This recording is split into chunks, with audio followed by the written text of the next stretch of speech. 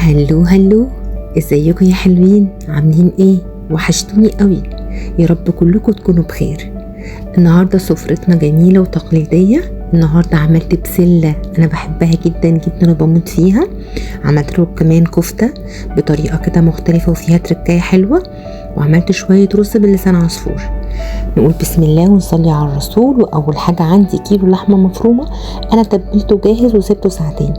التوابل بتاعته ملح، فلفل اسود، هيل، بهارات لحمه، زنجبيل. كل ده هنزل لكم بيه في الكابشن.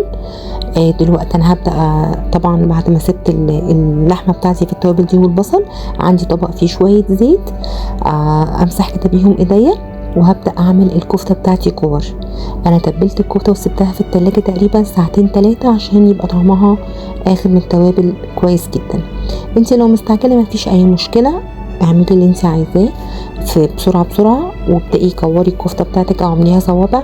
شوفي انت حابه تعمليها ازاي، مش لازم تسيبيها ساعتين 3 زي ما انا عملت. انا هنا بوريكم طريقه لف الكفته. طبعا مهم جدا تكوني ماسحه ايديكي بزيت زي ما قلت لك، وكمان تحطي الكفته بتاعتك في طبق او في صينيه وتكون ممسوحه بالزيت عشان ما تلزقش منك وتتعبك. انا هنا خلصت الكميه كلها خلاص. عندي بقى كده في حله معلقه سمنه بلدي حلوه، دي كميه الكفته بتاعتي.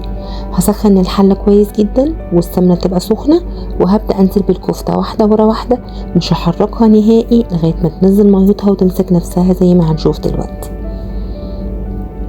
طبعا ما تقلقوش، التوابل كلها هكتبها لكم على الوصفه وهتشوفوها كلها، يعني مفيش حاجه خالص هتفوتكم. بس انا حاولت اعمل الخطوه دي عشان اختصارا للوقت ما اطولش عليكم الفيديو ما تزهقوش، فبحاول ان انا اديكم الوصفه في اسرع وقت ممكن يعني تساعدكم بيه.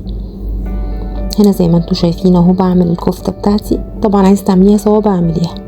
هنا خلاص كانت تقريبا 3/4 سوا.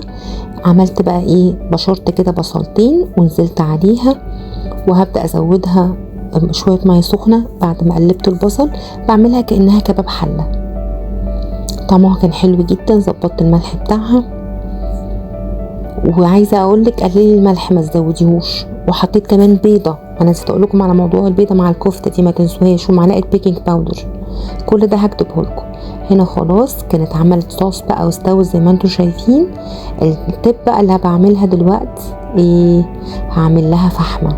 يعني ايه، جبت كده ورقه قصدير قفلتها كويس وحطيت فيها شويه زيت او معلقه سمنه، تكوني مولعه فحمه وتطشيها فيها وفي الحله، هيبقى طعمها مدخن كانك جايباها مشويه بالظبط. جربوها تعجبكم. دلوقتي بقى البسله بتحب البصل، بتكون مسكره جدا جدا وبتبقى طعمها خطير.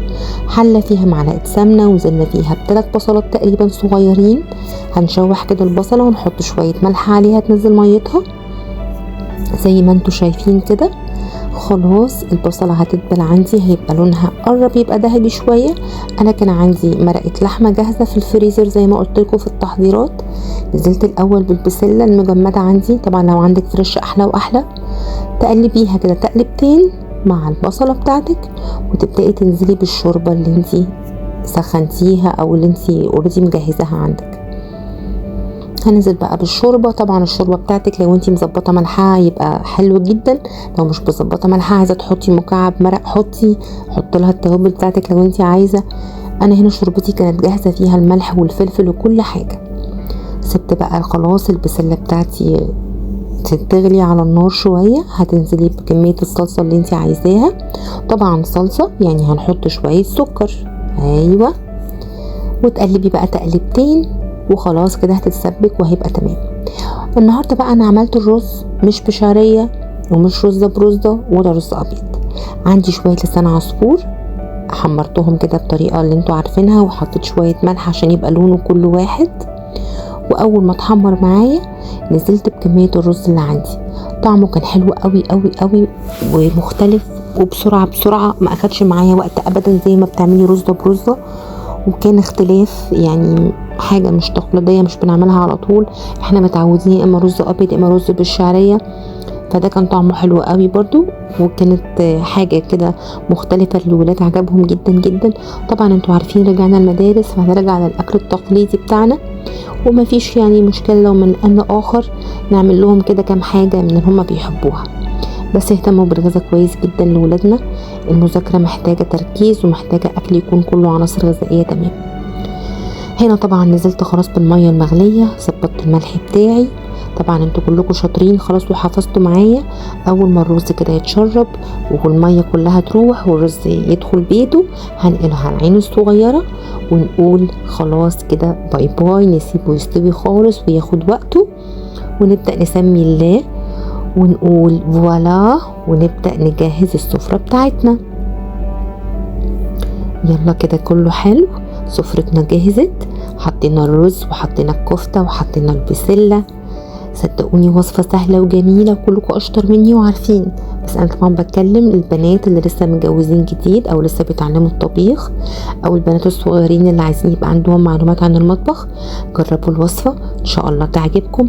لو لسه بتشوفوني لغاية دلوقتي ما ننساش نصلي على الرسول وندعي لكل اخواتنا. بحبكم قوي قوي قوي ومتشكرة جدا جدا على تشجيعكم ليا. ما ننساش نعمل فولو ولايك وسبسكرايب وكومنت لطيف سواء على اليوتيوب او الفيسبوك او الانستجرام او التيك توك. بحبكم جدا جدا جدا. لو عندكم اي اسئلة هستناها. اشوفكم على خير، هتوحشوني. باي باي.